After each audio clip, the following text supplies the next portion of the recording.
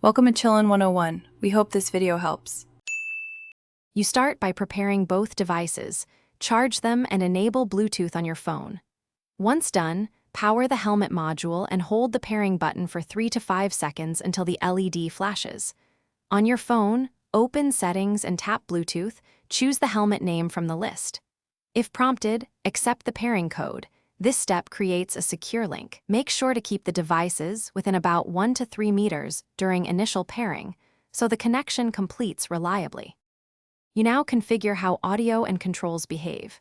First, open the Helmets app and grant necessary permissions so GPS and calls route correctly. Next, adjust call priority versus media and set default volumes for voice navigation and music. This prevents navigation from being drowned out. Then assign button actions, play, pause, answer calls, and long press for voice assistant so you can operate safely without looking. Finally, test audio mixing with a short navigation route and a music track to confirm levels. You finish by validating performance on a short ride. Test calls, music, and navigation at typical speeds. Make small adjustments to speaker placement for clarity and to reduce wind noise. If you experience dropouts, check firmware and update using a stable Wi-Fi connection with both devices charged. Updates fix many bugs.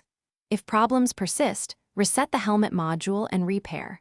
Hold the helmet power for 10 seconds, clear Bluetooth on the phone, then pair fresh. This often resolves lingering connection. Thanks for watching. Consider subscribing if we helped you.